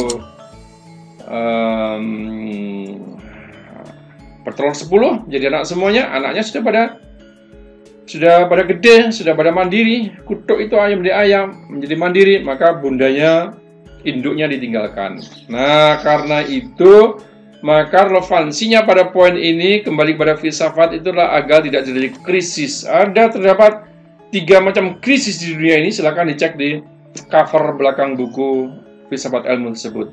Karena dari para ahli itu, dari Daniel Bell, ya, peradaban dunia mutakhir sekarang ini sedang dilanda krisis ilmu pengetahuan dengan indikator sebagaimana dinyatakan oleh para ahlinya sebagai berikut. Itu Daniel Bell tahun 1971 menulis buku dengan judul The End of Ideology. Mati itu ideologi karena berkembangnya pengetahuan, teknologi, ya, ideologinya menjadi pengetahuan teknologi. Coba cek saja buktinya dalam konteks Daniel Bell ini. China itu terlanda di Wuhan dengan COVID dan dia menyatakan 2 bulan penuh itu lockdown. Setelah itu bebas. Setelah itu sukses. Kemudian karena temuan di sana, maka virusnya sudah sedemikian rupa diteliti, dilakukan penelitian. Maka laboratorium sangat luar biasa ditemukan. Oke, jadi apa yang terjadi? Ilmu pengetahuan dan teknologi ya menjadi ideologi, digeser itu. Pada Francis Fukuyama tahun 1997, ia menulis tentang The End of History and the Last Man. Sejarah peradaban manusia itu berhenti dan berakhir kepada ya kapitalisme dalam bentuk akhir manusia ini kapitalisme. Ya, apa pasca ini tulisan memang ditulis tahun 1997. Belum reformasi, belum lihat sekarang 2021 ini ketika Donald Trump, presiden kampiun demokrasi di Indonesia ini sudah kalah itu loh, masih ngotot, masih menguasai negara di United States ya. Ya, itu adalah tragedi demokrasi di dunia. Oke. The death of education. Pendidikan telah mati menurut dalam pandangan Neil Postman tahun 2000. Kenapa mati? Karena orang meraih pendidikan itu hanya mengejar sertifikat, karena itu tidak boleh terjadi pada mahasiswa PPDS itu hanya memperoleh sertifikat spesialis, tapi itu maknanya ilmu pengetahuan yang ditemukan menjadi mandiri. Oke, dan seterusnya silakan dicek di John Horgan itu atau 90 di The Death of Science. Ilmu ini sudah mati. Buktinya apa? Tidak menduga kita. Jadi kemampuan memprediksi, meramal akan terjadi, tidak menduga kita, karena runtuhnya bersama-sama di dunia ini dengan COVID-19. Nah, apa sebabnya? Tidak menggunakan kemampuan spekulatif dalam tradisi filsafat itu. Itu yang menjangkau ke depan. Spekulatif itu ya menjadi bagian yang penting. Oke, jadi aspek positif semangat Renaissance. Saya lanjut saja kepada zaman modern. Ini René Descartes, Cogito ergo sum, optical coordinate system, analitik geometri, metode berpikir filsafat, fenomenologi.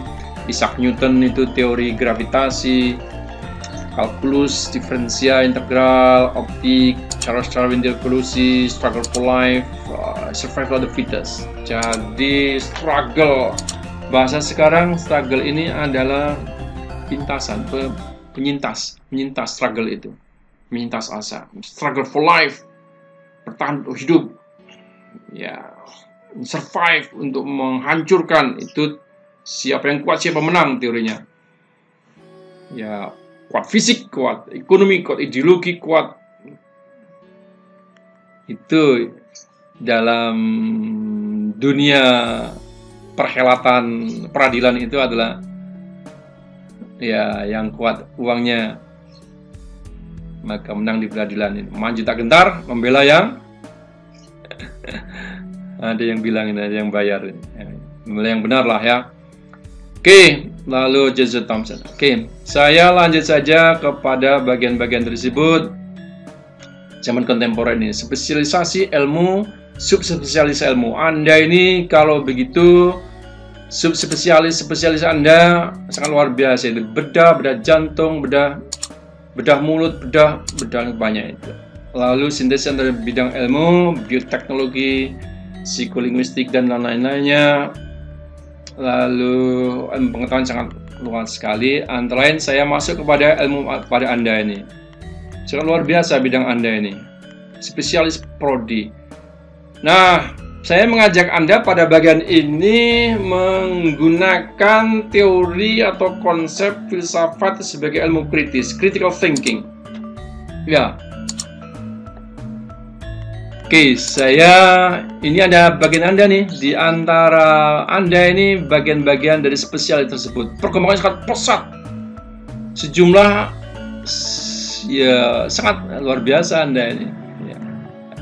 Spesialis program dulu spesialis di Indonesia Langga ini ya. Saya baca saja. Oke.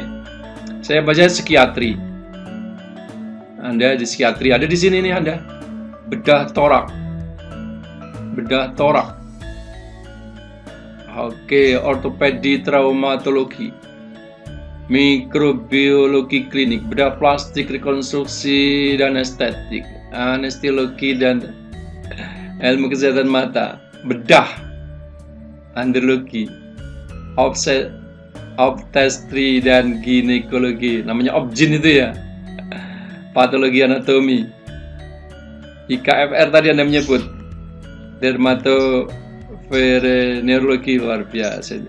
Ini ada patologi klinik, ada patologi anatomi, ada neurologi luar biasa ini dalamannya. Anda ini ilmu penyakit jantung dan pembuluh darah, urologi, ilmu penyakit dalam, THT, tenggorokan, hidung dan telinga, KL, ya sekitar itu ya, bedah mulut luar biasa. Pulmonologi dan ilmu kedokteran respirasi, radiologi. Nah, saya akan kembali ke Anda, cek sebentar. Itu Anda sangat luar biasa ini, spesialis perkembangan pesat. Nah, layaknya kembali kepada filsafat. Saya kembali kepada Anda ini. coba memanfaatkan critical thinking dan Anda harus tahu jawabnya ini. Oke, Anda harus tahu jawabnya. Seperti yang ditulis oleh Dr. Christian ini, Andrologi ya, 606303 untuk membantu kita berpikir kritis dan etis. Nah, saya mengajak berpikir kritis ini. Hampir semuanya ini juga forensik ini. Dr. Sela melatih untuk berpikir secara rasional sehingga tak terbantahkan. Tadi itu tak terbantahkan itu. Sebagai contoh berpikir rasional, menyeluruh terbuka terhadap perbedaan. Dasar kaidah berpikir. Oke, saya mengajak Anda berpikir kritis ini. Ini forensik juga Satria ini, Dr. Satria ini. Forensik, berpikir kritis, logis, dan ilmiah. Oke, saya mengajak Anda berpikir kritis sekarang. Dan Anda harus bisa menjawab atas pertanyaan saya ini. Ini spesialis pada Anda. Saya buka lagi. Spesialis, ini saya ambil dari daftar Anda, nama Anda. Spesialis yang terjadi ini. Oke ya. Apa daya kritis yang saya ajak untuk Anda? Pertama adalah di antara spesialis ini, perhatikan pernyataan saya dalam perspektif ontologi yang ada tentang objek ini dari term yang tersedia. Di antara spesialis atau program studi spesialis ini terdapat program studi atau spesialis yang ada ilmunya dan ada yang tidak ada ilmunya. Saya ulangi. Di antara spesialis ada berapa tadi ya? Ini berapa ini? Ada puluhan lah. 20-25 mungkin ini. Terdapat spesialis yang ada ilmunya dan terdapat juga spesialis ini prodi yang tidak ada ilmunya. Mungkin Anda kaget. Masa iya sih? Iya. Coba perhatikan. Psikiatri ada ilmunya enggak? Teksnya di sini tidak ada. Mikrobiologi ada, logi, ilmu klinik ada. Bedah ada ilmunya enggak ini? Tidak ada ilmunya. Andrologi ada, logi, ilmunya. Logos kan?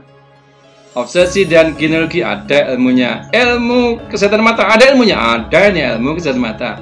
Patologi anatomi ada ilmunya. Bedah saraf ada ilmunya tidak? Tidak.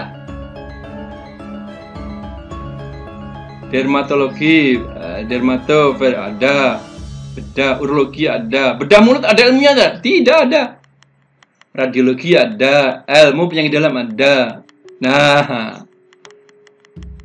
ilmu penyakit jantung dan pembuluh darah ada ilmunya. Nah, apa dan kenapa itu? Nih, bedah tidak ada ilmunya. Marah Anda, betul? Masa nggak pakai ilmu? Bedah saraf nggak ada ilmunya. Mana lagi ini? Oke. Nah, setara dengan itu saya mengajak Anda berpikir kritis. Ya, berdasarkan atas teks yang tersedia, di Universitas Erlangga ini terdapat 13 fakultas. Sejumlah fakultas itu eksplisit menyebutkan ada ilmunya. Contohnya adalah FISIP, kepanjangan dari Fakultas Ilmu Sosial dan Politik. Ada ilmunya, Fakultas Ilmu Sosial dan Ilmu Politik. Di dalamnya itu terdapat 7 program studi. Antropologi, ada ilmunya. Sosiologi, ada ilmu. Itu. Ya. Fakultas di kampus B ini Fakultas Ilmu Budaya. Ilmu budaya ada ilmunya. Psikologi ada ilmunya. Kampus B itu. Nah, terdapat fakultas-fakultas yang tidak ada ilmunya. Apa itu? Fakultas Ekonomi. Nggak ada ilmunya. Masa reformasi ini tambah ini. Fakultas Ekonomi dan Bisnis. Fakultas Ekonomi dan nggak ada ilmunya itu. Mestinya kurang itu ya. Fakultas Ekonomi, Bisnis, dan Eksekutif. Mestinya begitu ya. Kelas-kelas. Oke, Fakultas Hukum tidak ada ilmunya. Fakultas Farmasi tidak ada ilmunya. Di kampus A, Fakultas Kedokteran Gigi tidak ada ilmunya. Fakultas Kedokteran Anda ini tidak ada ilmunya. Di kampus C, Fakultas Kesehatan Masyarakat, tidak ada ilmunya. Yang ada ilmunya, Fakultas FST, Fakultas Sains, ada Sains dan Teknologi. FKM, Fakultas Kesehatan Masyarakat, tidak ada ilmunya. FKP, Fakultas Keperawatan, tidak ada ilmunya. FPK, Perikanan dan Kelautan, tidak ada ilmunya. Fakultas Kedokteran Hewan, tidak ada ilmunya. Apa ini? Apa jawabannya? Oke, silakan. Ini berpikir kritis, critical thinking. Di spesies Anda tidak ada ilmunya, ini yang bedah. Oke, saya lanjut saja. Silakan dicek kenapa dan bagaimana itu, apa jawabannya. Silakan Anda menemukannya. Saya lanjut saja, mudah-mudahan segera selesai ini. Kalau begitu ringkasnya adalah unsur-unsur filsafat itu sudah lahir pada diagram berikut. Thales tadi itu kosmologi. Pada Thales itu ilmunya juga sudah muncul di sana, tentang astronomi, tentang fisika. Pada Thales juga tentang geometri, matematika, lalu logika. Itu pada zaman Aristoteles, analitico, dialektiko. Anda juga diperkenalkan nanti namanya logiko hipotetico verifikatif, dedukto hipotetico verifikatif. Jadi deduksi, ini deduksi. Lalu dengan teori-teori konsep-konsep yang sudah berkembang di dalam jurnal artikel ilmiah itu, maka Anda menganalisis, digunakan sebagai kerangka, kemudian dibuat hipotesis, lalu bukti-bukti. Oke, lalu Plato itu filsafat spekulatif, dialog ya, spekulatif dalam pengertian the real itu adalah pemikiran, thinking, namanya ide. Ide itu adalah yang tetap. Nah, karena itu dunia ini adalah bayang-bayang. Itu bagi Plato. Lalu Aristoteles metafisika, itu filsafatnya. Zaman Romawi kuno itu Cicero, pengetahuan tentang hidup. Abad pertengahan itu pertengahannya pengetahuan yang tertinggi. Filsafat untuk memberikan pelayanan kepada teologi, kepada agama. Itu filsafat. Zaman modern abad ke-17, abad ke-18 filsafat mental dan moral. External morality itu adalah bagian dari terapan dari filsafat abad 20. Ya, 18 ya, abad 20 itu filsafat analytics, itu dalam filsafat ilmu, ketemunya dalam filsafat ilmu. Di ilmunya itu zaman Renaissance, Francis Bacon, David Hume, yang tesisnya adalah silakan baca di halaman 10 dan 11-12, itu tentang science as power. Jadi pada zamannya science, ilmu itu adalah kekuatan. Siapa yang menguasai ilmu menguasai peradaban, ya, dunia, menguasai politik. Ya, politik sekarang itu yang aktual adalah tentang produksi bisnis vaksin antar dunia. Lalu terdapat sebuah negara yang menolak vaksin produk dari World Health Organization, WHO. Oke, jadi David Hume tesisnya adalah Science as Power.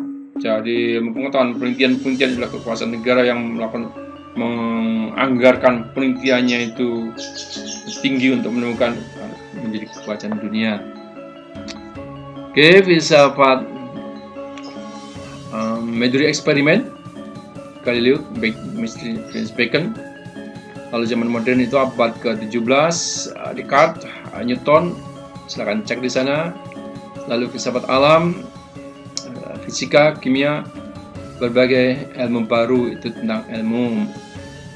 Lalu matematika, Pythagoras, zaman modern abad ke-17, René Descartes, personalis ya, Newton, Leibniz, Cartesian, Immanuel Kant juga bagian dari tersebut. Berbagai cabang matematika.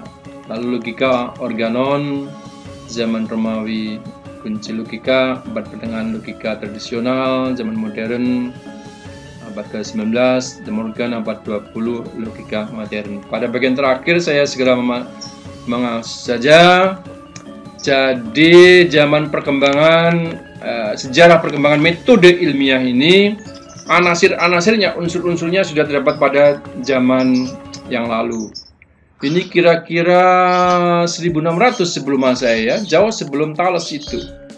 Dalam buku kedokteran Mesir kuno, The Edwin Smith Papyrus itu disebutkan bahwa terdapat beberapa komponen dasar metode ilmiah telah dilakukan seperti examination, pengujian, diagnosis, treatment, dan prognosis terhadap suatu penyakit. Oke, lalu di Babilonia, Mesopotamia itu wilayah antara sungai Tigris dan Eufrat, wilayah Timur Tengah, bagian dari Irak itu ya, negara Irak pada perkembangannya. Sebagainya termaktub dalam buku The Ebers Papyrus kira-kira 1500, lebih muda lagi. Juga sudah terdapat upaya pembuktian secara empirik. Babilonia ini dengan Mesopotamia itu 50.000. Ini 1550.000, 5.000 sebelumnya, sebelum Masehi, 5.000. Iya, 5.000 sebelum Masehi itu sudah ditemukan huruf Baji. Jadi awal sejarah di Mesopotamia dan Babilonia ini sudah. Itu 5.000. Ini kemudian perkembangannya adalah ditemukannya unsur-unsur atau anasir-anasir unsur-unsur dari kedokteran ini. Nah, pada bagian paling akhir, maka sejarah perkembangan metode ilmiah pada zaman kuno 5.500 sebelum Masehi itu, Yunani kuno ya, beberapa komponen dasar metode ilmiah telah dilakukan pada masa ini, bahkan geometri Kea tadi urai-uraikan pada depan telah dijadikan ukuran untuk membuat sepatu di Yunani pada masa itu. Itu pada zaman Yunani kuno sampai 550 sebelum Masehi. Nah, apa kalau begitu? Simpulannya pada bagian terakhir adalah ilmu. Ini nama mata kuliah filsafat ilmu. Science. Terjemah dari science atau scientific knowledge, pengetahuan ilmiah, pengetahuan sifat ilmu yang bersifat ilmiah, memenuhi dasar-dasar persyaratan-persyaratan keilmuan. Nah, pada zamannya, pada peradaban sejarah itu namanya sains, ya mitologi waktu itu ya sains, karena perkembangan pengetahuan peradaban manusia, pengetahuan dan teknologinya ya cukup pada zamannya, karena disebut dengan mitologi. Nah, kalau dibawa sekarang namanya hoax tadi, ya tidak cocok nih mitologi. Karena itu harus dibongkar. Boleh jadi tesis Anda adalah berasal dari mitos-mitos itu kemudian dianalisis. Tetapi basisnya harus memang setara itu. Review teoritik kepada teori sebelumnya di jurnal artikel itu, preview studies-nya itu adalah yang fokus, yang setara.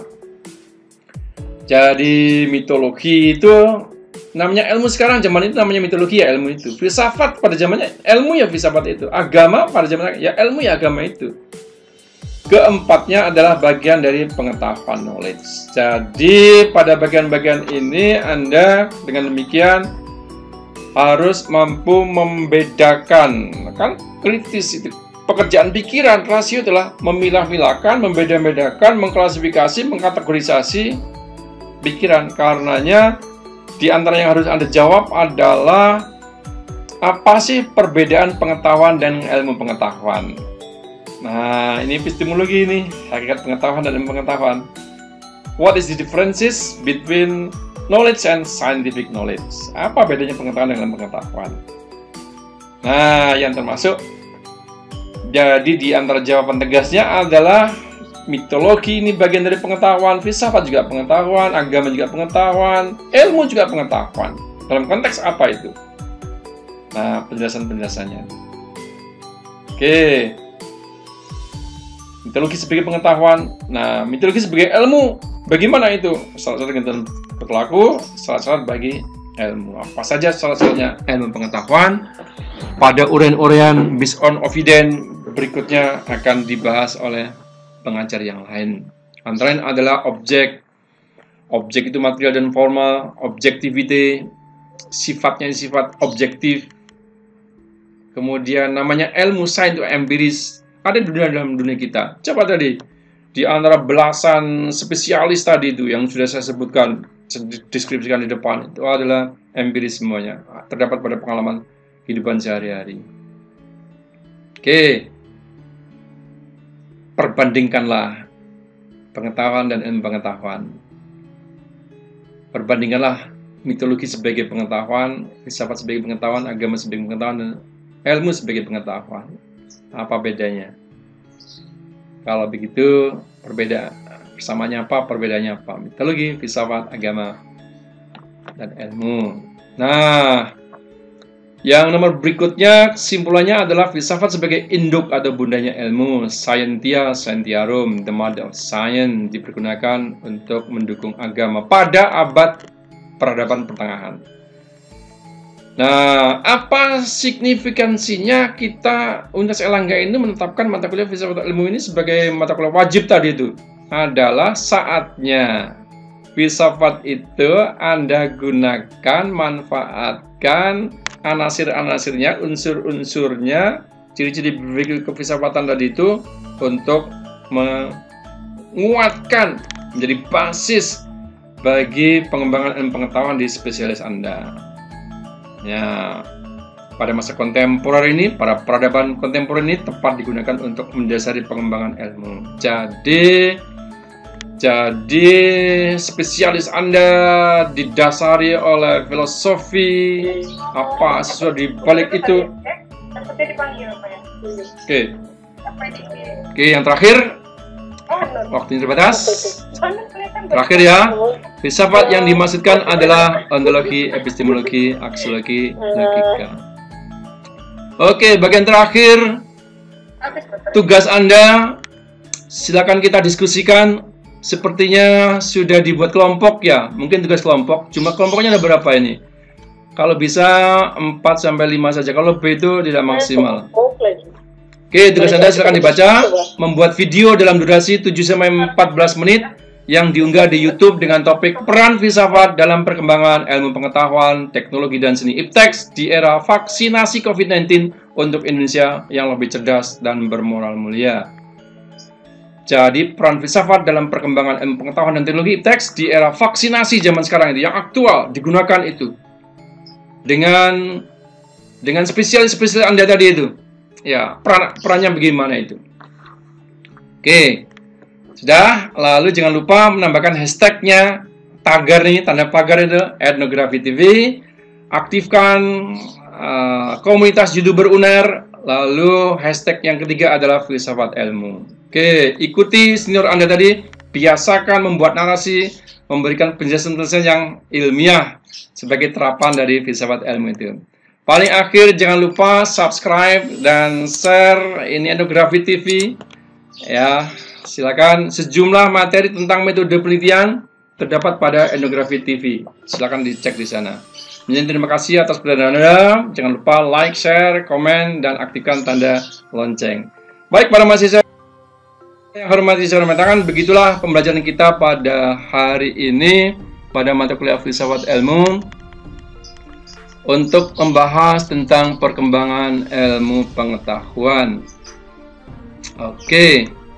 Jadi waktu kita begitu amat cepatnya 2 kali 60 menit ini. Kalau begitu ya cepat sekali. Oke, kalau begitu saya akhiri saja pembelajaran kita ini. Silakan lebih lanjut kita komunikasikan waktu kita menghormati waktu yang sudah tersedia.